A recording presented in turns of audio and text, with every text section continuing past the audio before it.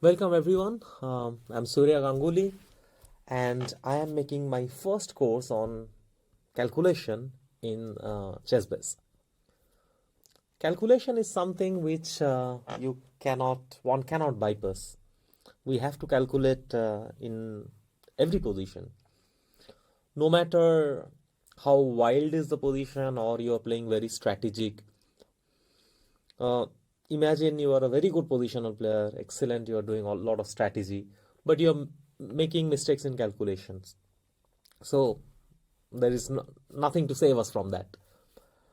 But we can definitely get better at calculation from our level, but we should also be very clear that calculation cannot be perfect. If anyone says, hey, I have this course or I have this book, if you do this, your calculation will be perfect.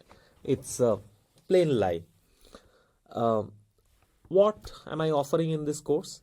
How is it special or how is it different? Nowadays, like material, collecting material, finding positions, it's piece of cake. I am sure even if you ask ChatGPT, it will give you a bunch of positions. So finding position, I don't think that is the main issue. But if only finding position and solving them would improve calculation, then everybody will start calculating at a very high level. But that does not happen because primary problem is the path is infinite. Most of the situations we are playing non-forcing moves, like it's not like your opponent took queen d8 and you have to take king d8. In most cases there are number of multiple options and you can take any direction and just go to infinite length. So it's not only about calculation but how to start calculating, which direction to think about. So I'm going to explain how I worked on my calculation when I was younger, how I work now, and what are some of the tools that you can implement on your day-to-day life. And it does not matter. You have 10 hours a day for practicing, you have 30 minutes to practice. It's always possible to find a way to improve our calculation. You will see also in the course I'll speak a lot about even travel time. You're in a flight, you're in a train, you're in a bus going somewhere. These are also the moments where we can improve our calculation. We can focus on our calculation. Chapters that you are going to see. So this will be a two-course. There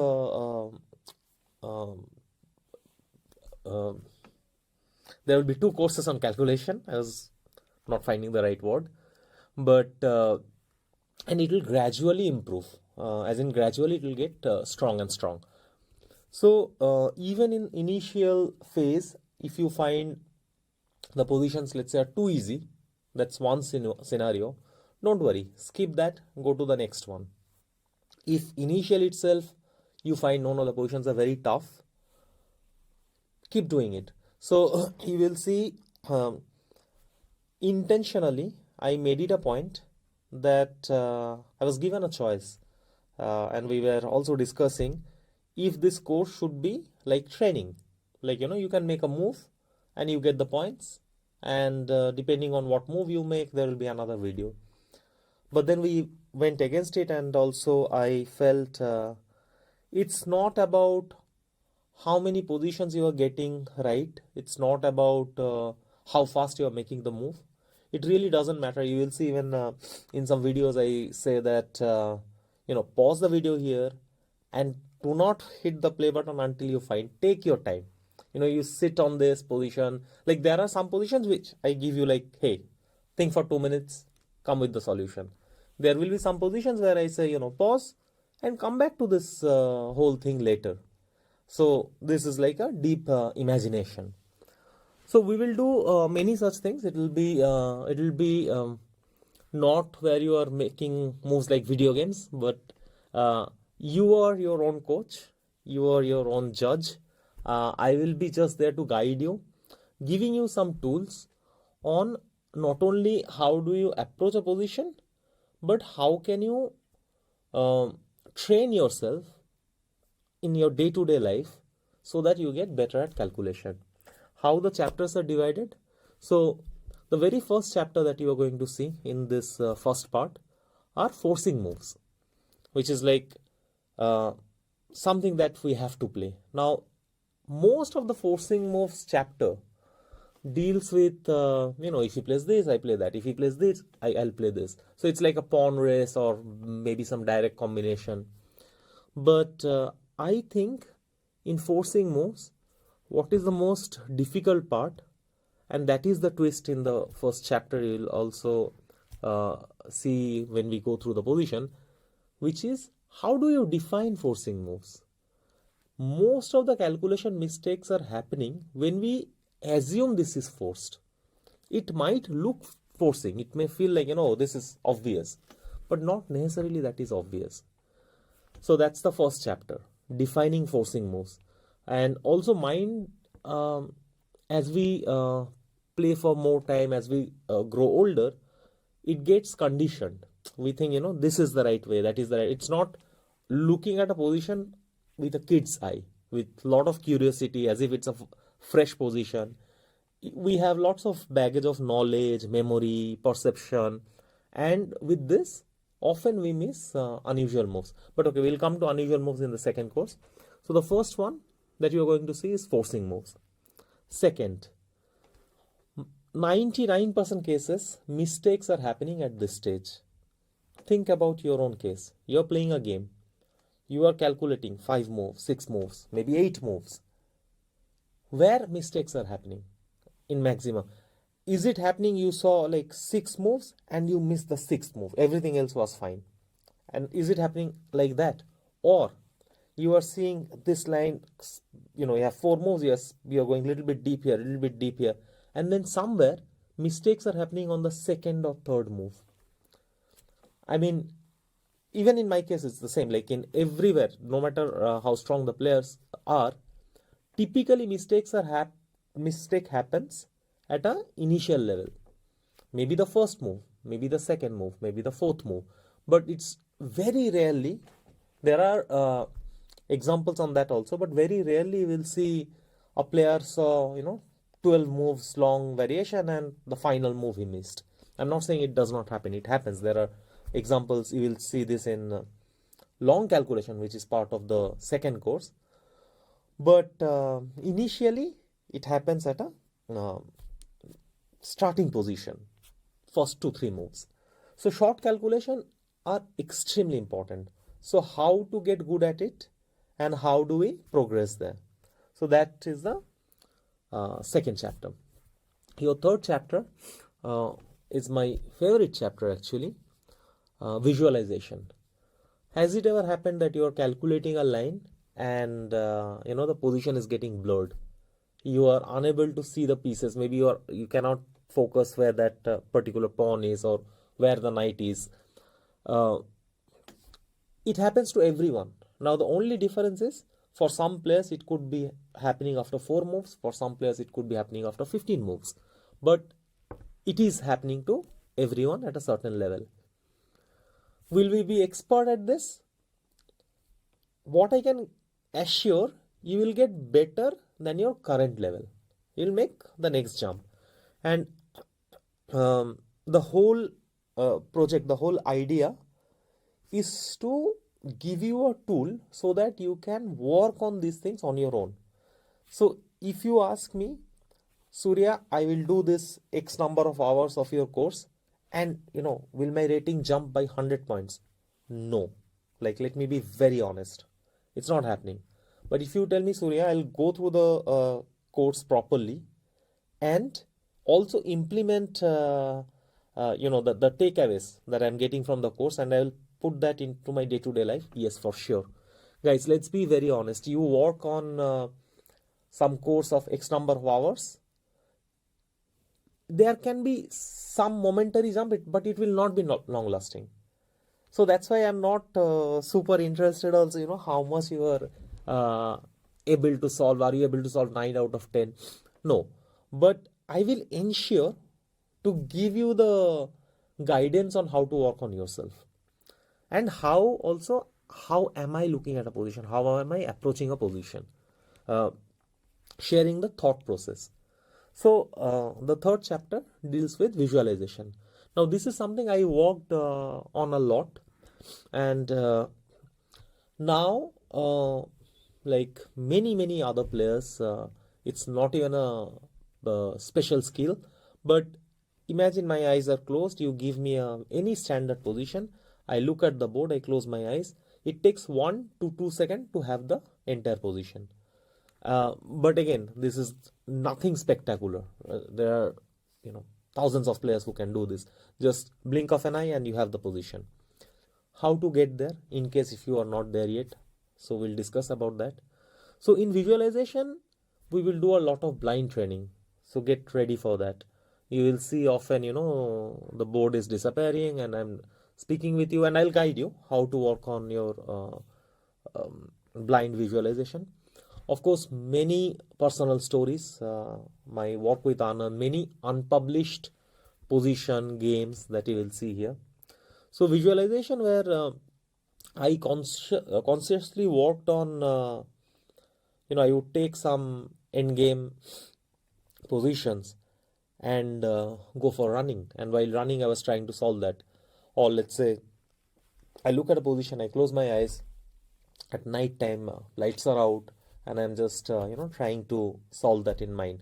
So there are different, of course, methods and ways to work on these things. We'll speak about visualization in this chapter. So that will be the third chapter. The fourth chapter is elimination. Now, in elimination also,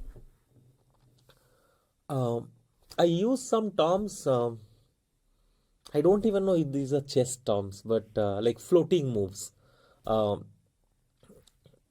It's my own thing. It works for me. You will see in the elimination chapter how I calculate. It is not there in any book or anywhere. Not necessarily this is the only way you can calculate. It helps me in certain positions to have this kind of floating moves in mind. But yeah, there are also traditional ways of doing things. Throughout every chapter, one thing is certain, I will 100% share with you that how I worked on these areas. So elimination basically where we speak about there are multiple options and we are unsure which one is right, but simply can we discard the others? Once we start discarding others, okay, this for sure I know doesn't work, this for sure doesn't work, so now this is the only one left, let's play this. Some amazing positions are there in this elimination. And then we will have this chapter called comparison. So comparison for me, it can happen at two different things. One is you are looking at variations. You are looking at 4 different lines and then you are comparing, okay, variation A, I get this position, variation B, C, D, and then you try to pick the best. This is one way. The other comparison for me is also joining the dots. We all have different kind of chess knowledge, chess memory, chess experience, and when we play games, at a subconscious level, it gets affected. You have some memory. Maybe there were some games where you had double pawns and then you suffered, and now you don't want to enter that because that memory haunts you. Maybe not consciously, but again at a subconscious level. How to work on those things, both positive and negative, and how we can implement these things in our game. So many times it has happened. You will see in some of the experience, some of the games I shared, where 10 years before I saw a game, and I am playing another game which has no connection with this game. Like absolutely, neither the pawn structure is matching, nor the material is matching, but somewhere it get linked, somewhere in some variation, and then wow, I have seen this particular pattern. So yeah, those things we will discuss. That will be it for the first part. And then okay, we will do a lot of positions, of course, in every chapter. For example, this one, this particular position that you are seeing right now, many positions can fit into many different areas. Like a short calculation can also become forcing moves. It can also become imagination. Not necessarily every position will be attached with one tag. But I had to I had to structure the database in some way. And then towards the end of the second course, then you will reach the mixed test. But you have to wait for that. Don't start with mixed test. First, we will do chapter wise. Then we will jumble it completely. So for example, this position. Black played the move h5. Now this is how you will be also seeing in the course. In the very first chapter, I think I said this once, but very clearly, and then I will just give the cue that I don't want any of you to solve a training position. It beats the purpose. So, when you are seeing this video, I am not there present. So there is no one to impress. There is no one to check what you saw. There is no one to judge you. So, what is the idea? Why did you get this course? Why are you getting this course? To improve, right? I thought there could be two reasons if you are buying this course, there has to be two reasons. One, you want to get better at tournaments. Primarily, I would say 99%. There could be another category. There could be, players or chess enthusiasts who are not playing tournaments, but they enjoy chess. They like this beauty of chess. So for them, I suggest, you don't have to pause. You can, if you want to just hit the play button and, enjoy the beauty of chess, please go ahead. But in majority, I believe you are having this course because you want to get better at tournament, not the training, but at tournament. Now here is the problem with training positions. I played the move h5. In a game, would you know this is a critical moment or not? You would not know, right? But here I am serving you on a plate. Hey, this is a critical moment. Think here. Nobody tells you that in a tournament. So every time you are solving a position, I want you to understand that forget what is the chapter. I'll also trick you sometimes. Yeah, sometimes elimination might not be elimination. So forget what is the chapter, but think you are playing a tournament game. How would you play then? That is the only question you have to ask each time. What would I play? For example, h5.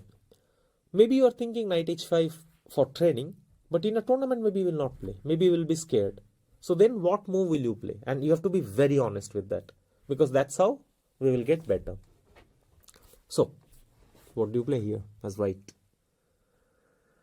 Now black is of course threatening this very annoying h4. Here it is attacked. How do we calculate? Do we take and go back? Do we ignore? We cannot play h4 because there is bishop h4 happening. So, in forcing lines and short calculation, it is very important to define two things. First of all, what are forcing moves? I mentioned this, like we assume this is forced, but not necessarily that is forced. And second, short calculation is very important. Are you going broad? In the game, white took knight h5. Did you want to take that too? If c5, then you will go back, knight g3. And everything is very solid. Of course, rook g2 is very scary. King g2, c5. But I can hide. Maybe I'll play d5. So get the bishop to d5, get here, knight to g3. It might look scary, but okay, what is wrong? Here is your task. So white played knight g5. Why is it wrong? Now, if you wanted to play this as white and you said knight h5, and then I said, hey, now it is wrong, find it, and you found the answer, try it, like in case if you have not find it, it's winning in two moves. if you found the answer, then this means it's not like you are incapable of finding this line, but it's just that we are always thinking from our side. We are not putting ourselves into opponent's shoes. So, and in this case, White's calculation was not broad. Maybe he went very deep in this direction, some form of c5. And we are always checking, this. The king, right? Where are you checking? These three are the weaknesses that we are checking, right? Typically. The problem is, which other piece is hanging. This is the weakness. And it's remarkable, like how this is the weakness. Also, when we think this is the weakness, we are probably immediately thinking about, oh, can I trap the queen somehow? What is he talking about? Maybe b3, some sort of queen trap. No, no such things. Rook g2, king g2, and queen e8. And it's ironic. It's such a beautiful geometry. Look at this. This is attacked. I'm threatening c5. So then queen is hanging. To make things worse, the perfect geometry, this square is unavailable, which would have saved white. But white cannot play queen d1. If he could play queen d1, this would be fine, yeah? Like then you get your knight to g3, maybe queen to f1, king on g1, completely fine. But two moves and game gone. Let's do one more position.